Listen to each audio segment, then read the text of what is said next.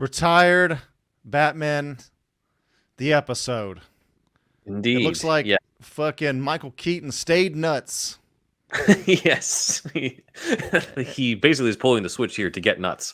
But Yeah, yes, yeah. we are going to be diving into the retired Batman. The public is getting the beginning of this video on Michael Keaton's retired Batman. We're going to go into this image and other times we would have seen his Batman retire or the 90s Batman retire. And then the Patreon guys will get everything else that's in this episode. So, Mm-hmm. uh, as mentioned before, Batman does seem to have retired at some point, which makes sense given Keaton's age in the Flash movie. It's mentioned in the official Flash synopsis, and it's also in reports on Keaton's role in the canceled Batgirl film. So let's just face it, he's a retired Batman coming out of retirement to don the suit once again. So we've Okay. also now gotten this image of Keaton as Bruce Wayne that's been floating around online, and it's notable for a few things. One thing is that Keaton is kind of wearing an obvious headpiece here that could be seen in set photos, but it also looks like the hairstyle is modeled after Bruce Wayne's in Frank Miller's The Dark Knight Returns. You got kind of that widow's peak sort of look with the thick white hair, a little bit of Batman Beyond as well. Kind of gives the standard, Right. white-haired Bruce Wayne sort of look here. Right.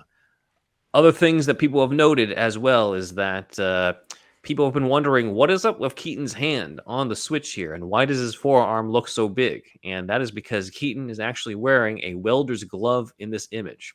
That is a white glove around the hand as well as orange around the forearm. So that's not his skin there. Somebody on Reddit, I think, had a a theory that they put Keaton in some sort of bodysuit to make him look buffer in this, and that's not the case. It's just the glove. It's part of the glove. Okay. Sometimes it's the simplest explanation for this. So, Yeah. it's but what's cooler though, the observation on this jacket, if you blow it up, is that you see that on the patch he has the initials WE, as in Wayne Enterprises. The first time in over 30 years that Keaton's Bruce is shown involved with Wayne Enterprises.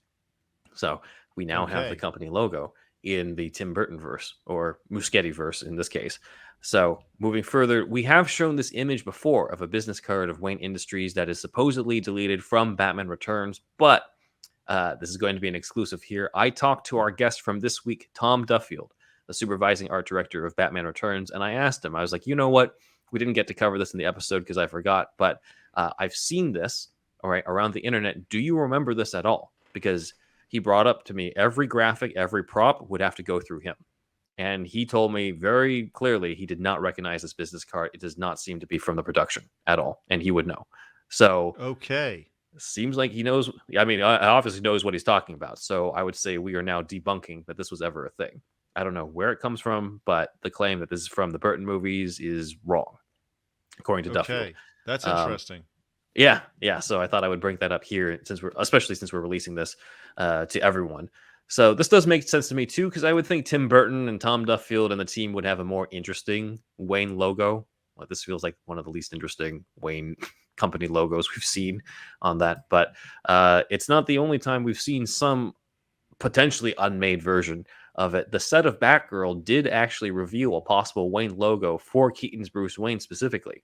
The Wayne Technologies truck here that says with a W that sort of doubles as like three buildings of, they almost look like three Daily Planet buildings as well on there. Looks like a EKG or something. This looks like a Yeah, that medical too. thing. Yeah.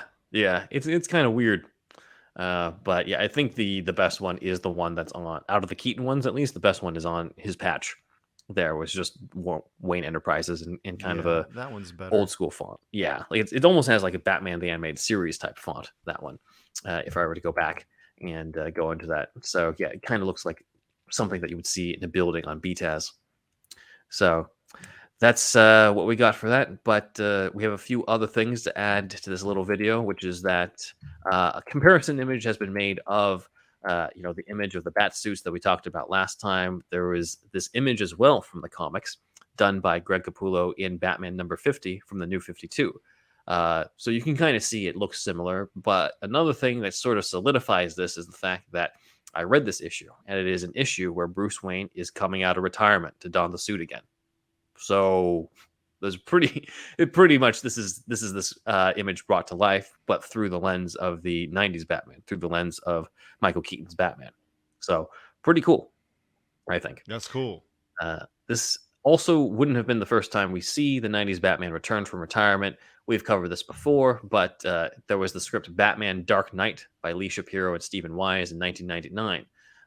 That was basically right after Batman and Robin. Bruce comes out of retirement to investigate Man-Bat, and Man-Bat's crimes have been sort of pinned on Batman. And so he's trying to clear his name and also trying to repair his partnership with Chris O'Donnell's Robin. So check out that episode. That's from way back in 2019 when we covered that. But that was a really solid script. And we also covered another retired Batman with the Batman versus Superman from 2002 with the art here by Zach. And this is an unmade script where Bruce comes out of retirement to find the man who murdered his wife, as well as, of course, fight Superman, who's willing to protect the murderer. Very loosely connected to the 90s Batman films. It had some references to the Batman 89 in some ways, but it could also be in its own continuity, but we'll include it here. It would have had future Penguin Colin Farrell as a retired Batman, which is weird since he was pretty young at the time. So it's just weird idea or weird casting, but that did not go through. Of course, we already know the Batgirl film that was canceled with reports saying that Bruce was retired in that. And there was news a few months ago that Christina Hodson had been working on a Batman Beyond type movie with Keaton's Bruce reuniting with Michelle Pfeiffer's Selina, something we're hoping will still happen in some form as in Elseworlds, especially if you've just seen Ant-Man and the Wasp Quantumania and you know Michelle Pfeiffer's still got it. So yeah, pretty much, yeah. Yeah, that's pretty much our main little thing this week. You can join the $5 Patreon like our Patreon patron Logan Wood, who did this quick change Bruce variation on the Keaton photo. So it's pretty awesome.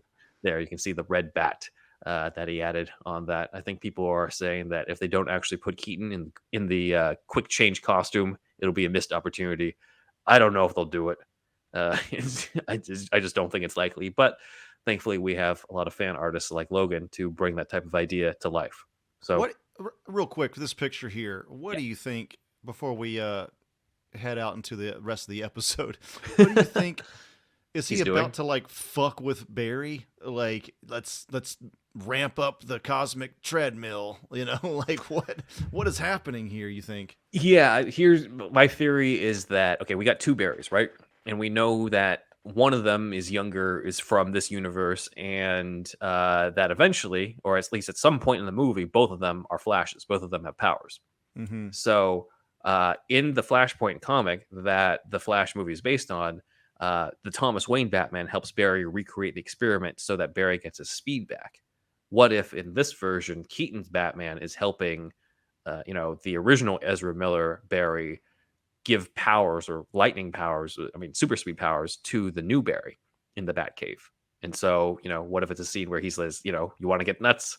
Let's get nuts. And then he does this and electrocutes fucking the younger Barry and gives him the super speed. That's my theory. That makes this Keaton Bats seemingly, anyway, at this point, make the villain of this movie. If he turns the younger Barry into the Flash? It's what it's looking like from the trailer. Like like that younger Barry is going to be the Reverse Flash or something like that. Well, we'll see. I don't know if he knows that though. He's just trying to help out. I think he's trying to help out that Barry. Yeah. But with that look, though, it just looks like he's just. This is a Keaton, man. What the fuck? I'm glad he's having fun, though. This is pretty fun. Mind you, this could just be him on set, just smiling at the camera, and we're just saying like, "What a creeper!" Like this, something sinister going on, but it's just him on set. If that's his smile, I don't know if I want to fucking make him happy ever. This is the guy who smiled when he put a bomb down the strong man's pants and Batman Returns and tossed him over and blew him up. Like this is the Batman we're dealing with. I guess so, films. It's funny though. I like it. It's funny, we're in for something pretty special, I think, with this Flash movie, one way or another. Yep. So you'll get the full episode in the Patreon $5 tier, where we'll dive into other variations of a retired Batman. So we're going to talk about unmade versions of the Adam West Batman coming out of retirement, an unmade Alan Moore comic involving a retired Batman, a comic with a 70-something-year-old Batman out of retirement like Keaton, and more. So check that out. And if you're a Patreon patron, stick around. So yeah, we will now transfer to the behind the paywall. Indeed.